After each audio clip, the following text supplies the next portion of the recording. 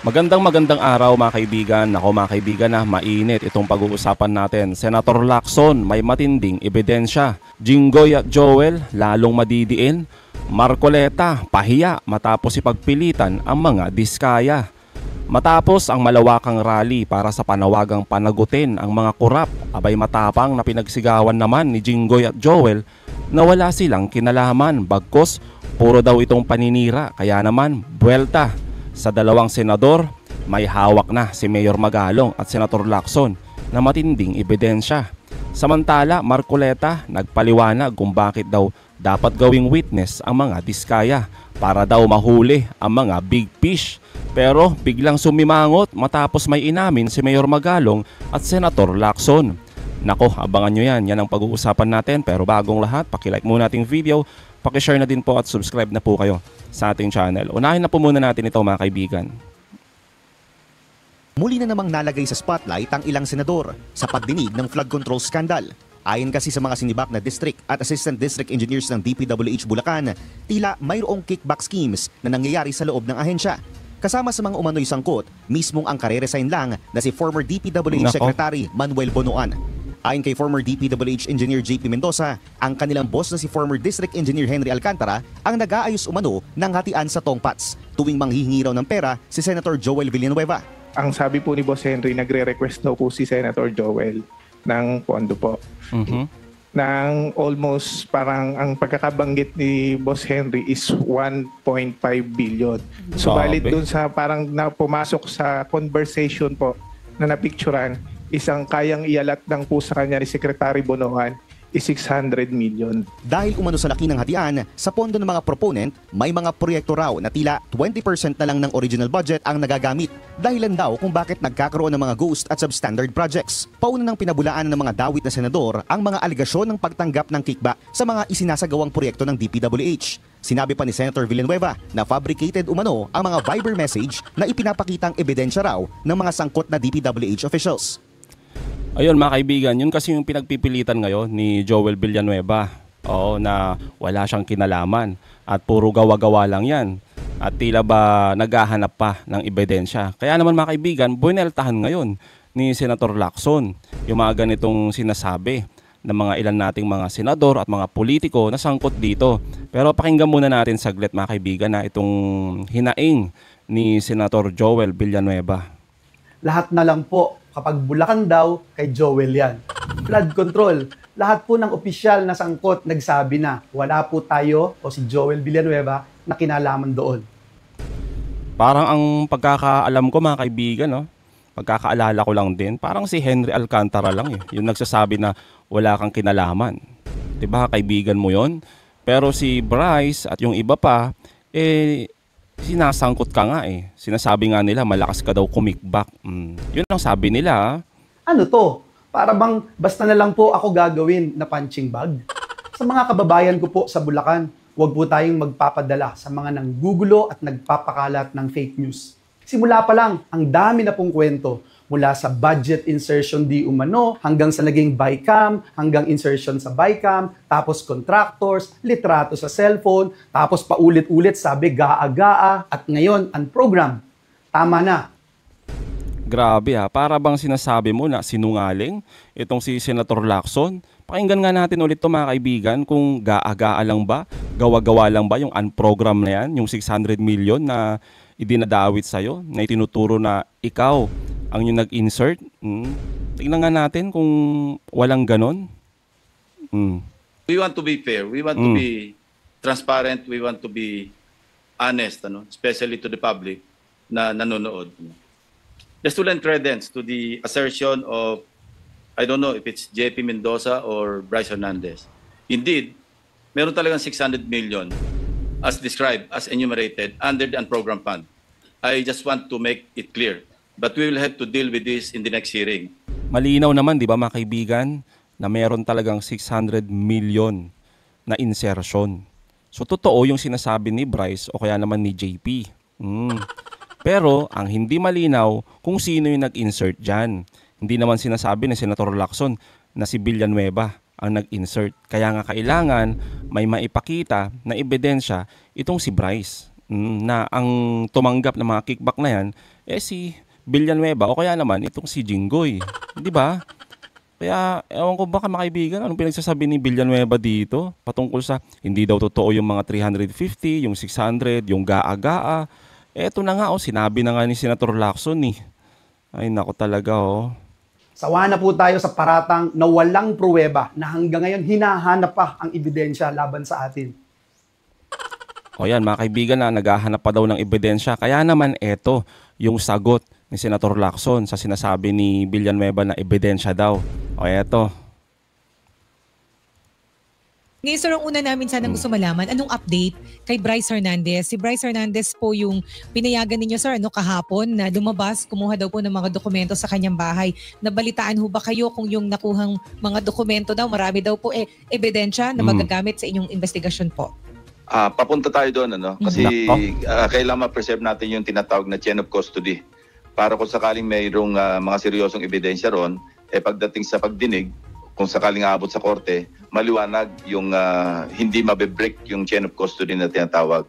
So pinapaayos namin lahat, may mga inuwi sa mga dokumento, computer at lahat, may susundin tayong proseso. At yun ang pinaghahandaan namin ngayon. Kaya sa ngayon, nakasealed pa yon kasi nung kinuha, nakasealed lahat yon. Pag inunseal natin, meron tayong susundin na procedure para hindi, sabi ko nga, para ma-preserve yung chain of custody. So yun nga, may mga nakalap siya mga dokumento na hindi pa namin alam kung ano yon kasi nakaselyo pa yun seal pa yun So ibig sabihin mga kaibigan, mayroon talagang mga ebidensya na hawak itong si Bryce Hernandez, mga resibo, mga dokumento na magpapatunay na talagang mayroong mga transaksyon sa mga binibigyan nila ng mga kickback. So maganda yung development, kaya lang hindi ako makapag-komento sa sinabi ni Mayor Magalong kasi hindi man ako privy kung ano yung mga nabanggit niya doon nung humarap siya sa ICI.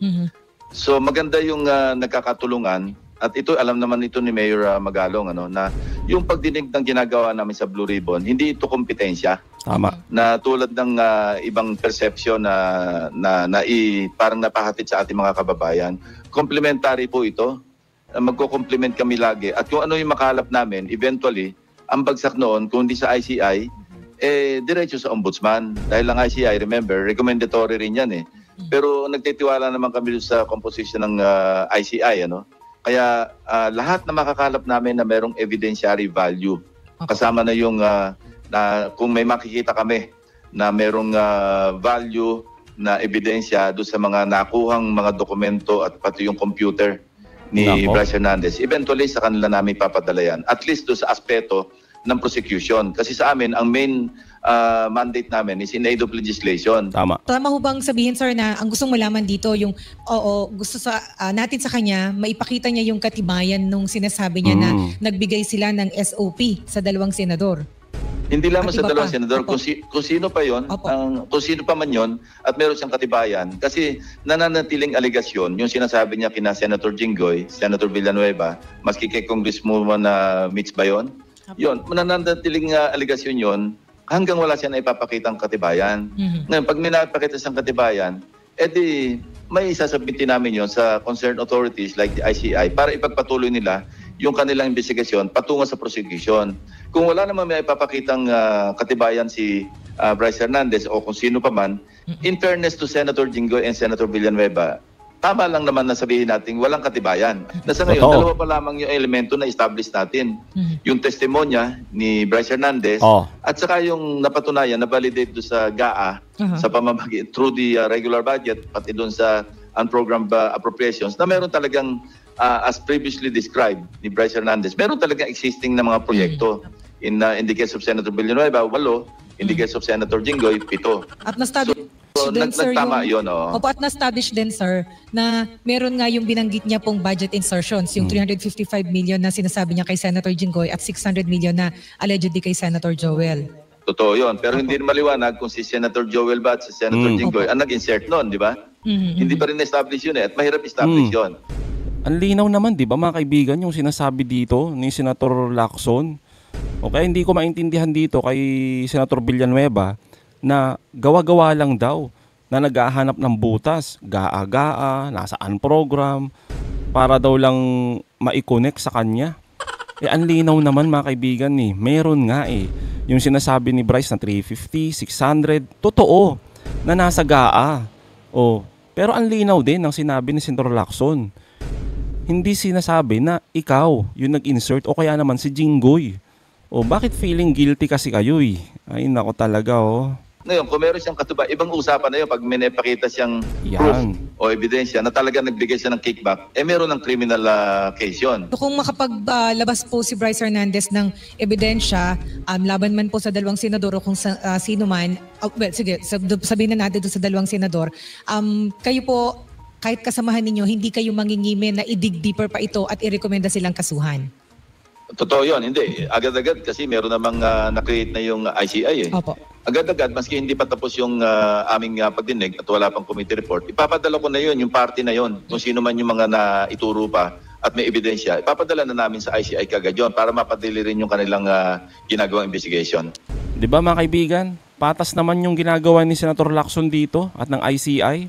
O bakit sinasabi ng mga alipores ni Duterte na politika lang daw ito? Ay nako talaga oh.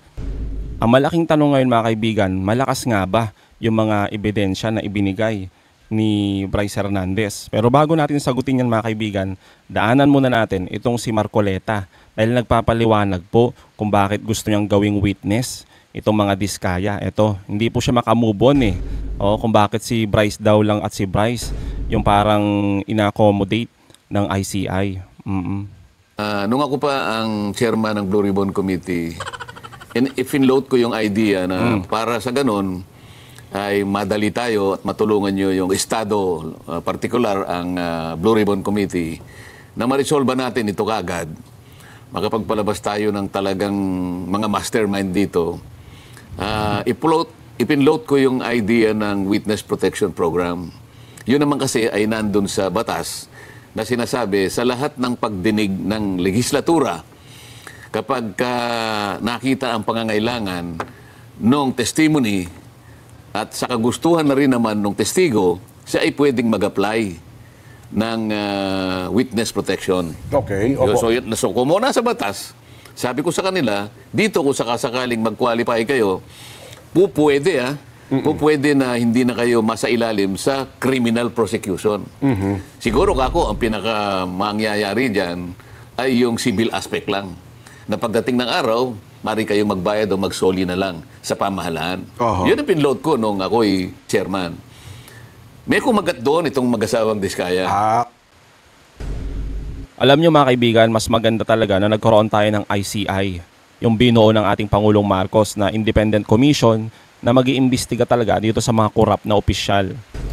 Ngayon, yung strategy kasi ni Marcoleta mga kaibigan, na sinasabi niya, nung siya pa yung chairman dyan sa Blue Ribbon Committee, mas gusto niyang gawin agad-agad na witness itong mga diskaya para daw sila ay kumanta, no, ng mga big fish.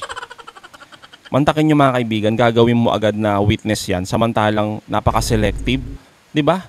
Tapos yung gusto niya lang sabihin, yung panahon lang ni Pangulong Marcos at yung mga congressman na dinidiin niya, ayaw kay Sara Duterte, yung mga pumirma ng impeachment.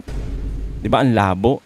Ngayon, ang punto natin dito mga kaibigan, kung ganito yung strategy ni Marcoleta na ilagay sa Witness Protection Program, itong mag-asawa, para lang makakuha tayo ng mga impormasyon, abay tignan nyo ho, si Mayor Magalong, kung ano ho yung estilo niya. Pakinggan nyo to. At dito natin sasagutin kung malakas nga ba yung ebidensya ni Bryce Hernandez. Eto. He would like to cooperate. And-explain namin sa kanya kung ano yung mga pros and cons ng gagawin niya. And-explain namin mabuti kung ano yung mga choices niya. And then finally, he realized na better to cooperate with us sa ICI. Kaya talagang very free-flowing yung mga information na binitawan niya. Mayor, did he present more proof, more evidence to back his case? Or do we think he's telling Yeah, kaya nga kami kailangan na investigation. Kasi syempre yung mga sinabi niya, kailangan may corroborative evidence. Sabi ko nga lahat ng mga relevant na information ibinigay niya. Si mga kaibigan, lahat ng relevant information sinabi niya. Ngayon, eto yung pinakamalupit dyan. Pakinggan nyo po ito. Are we evaluating it to be a possible city? Ay, hindi namin iniisip yan. Sa ngayon, hindi namin iniisip yan. Malinaw mga kaibigan na yung sagot dito ni Mayor Magalong, wala sa usapan, wala sa plano na ipasok si Bryce sa Witness Protection Program para lang siya ay kumanta at magbigay ng mga malalakas na ebidensya na magdidiin talaga doon sa mga sinasabi nilang mga korap na opisyal. So ibig sabihin mga kaibigan, nung nilatag nila yung mga option sa harap mismo ni Bryce, wala ho yan. Wala ho yang gawing witness siya at gawing o ipasok siya sa Witness Protection Program. Wala sa usapan yan. Diba? So meaning mga kaibigan, hindi mo kailangang agad-agad na offeran sila na maging witness. Diba? Para lang kumanta at magbigay na o makakuha ng mga malalakas na impormasyon na magdidiin sa sinasabi lang mga big fish. Ang punto lang natin dito mga kaibigan, hindi kailangan agad-agad na ino-offer dito sa mga walang hiyang mga kontraktor na to, lalong-lalo na sa mga diskaya, na ipasok agad yan sa Witness Protection Program. Diba? At gawing witness para lang makakuha ng mga information para daw makahuli ng mga big fish tulad ng sinasabi ni Marcoleta. Kaya naman mga kaibigan, lalong iiyak na naman itong mga dilis dito. Oo, kasi nga, tinanong si Senator Lacson kung sino mas pipiliin niya na maging witness, si Bryce ba o yung pinagpipilitan ni Marcoleta na gawing witness itong mga diskaya. Eto, pakinggan nyo mga kaibigan. Senator Ping, para ho sa inyo, sino ho ba ang sabihin natin worth it o dapat na ikonsidera na state witness at maipasok man lang dito sa Witness Protection Program? At this point, between Diskaya and Bryce Hernandez. Kasi si Diskaya kept on lying even up to, late afternoon. Laging against yung sa kanya talaga self-preservation And namimili lang siya. Remember, Pinky, I even brought up the issue of, the 207 billion na amount of contracts awarded dito, completed projects since 2016 to 2025. Over a period of 10 years, 207 billion, 250 million pesos. And nag-spike ito starting 2017, 2018, bumaba ng konti 2019 because of the vetoed 95 billion. Yeah. And then umakit ulit siya ng 2020, 2021 I remember, in you spite said of the that. COVID. Tapos nag-spike ulit siya ng 2023, 2024. Okay. Ang tataas naman ng kanyang kontrata. O, di ba mga kaibigan? Napakalinaw. Even si Senator Lacson, mas gusto niyang gawing witness si Bryce Hernandez. O, bakit si Marcoleta? Hindi niya napapansin yun. Bakit kaya mga kaibigan, no? Na mas pinipilit niyang gawing witness itong mga diskaya. Samantalang yung mga diskaya mga kaibigan, napaka-selective. Kitang-kita kung sino lang yung mga congressman na dinidiin nila. Di naman natin sinasabi na walang katotohanan yung mga sinasabi ni Diskaya na may mga congressman na mga korap. Meron siguro dyan. Pero kailangan talaga ng ebidensya. Hindi pwede kasi yung mga kaibigan na selective tapos magtuturo ka lang na magtuturo. Tapos gagamin mo ng witness. Tapos ang matindi pa mga kaibigan, imbis na makulong ng habang buhay ang mga yan, gagaan pa yung kanilang mga kaso. Wala nang criminal charge mga kaibigan. Kitang-kita nyo naman yung paliwanag ni Marcoleta kanina. Diba? Para lang makakuha ng big fish, gawing witness agad-agad ang mga diskaya. Nako, buti na lang talaga mga kaibigan na palitan si Marcoleta at mayroon tayong ICI. Sa ngayon, malapit-lapit na rin siguro mga kaibigan na makakakita tayo ng may makukulong. Pero tulad nga ng sinasabi mga kaibigan at pinagsigawan ng mga kababayan natin, hamon kay Pangulong Marcos talaga na kailangan talaga mapatunayan niya na merong makukulong na mga opisyal. Hindi lang yung mga korap na kontraktor, mga district engineer, kailangan talaga mga congressman at mga senador. At dapat hindi lang dyan natatapos sa usapin ng flood control, dapat sa lahat. Kaya naniniwala ako mga kaibigan doon sa sinasabi ng mga kababayan natin, lalong-lalo na itong si Vice Ganda, na sinasabi niya na kung mapapatunayan ni Pangulong Marcos sa lahat ng mga pangako niya na merong makukulong na mga korap na politiko, mga senador, mga congressman, abay maganda po ang iiwan na legasiya ng ating Pangulong Marcos. So mga kababayan, anong masasabi nyo patungkol dito? Comment down below. Again mga kaibigan, huwag nyo kalimutan, i-like at i-share itong mga videos. Hanggang sa muli, kita-kita ulit tayo mga kaibigan.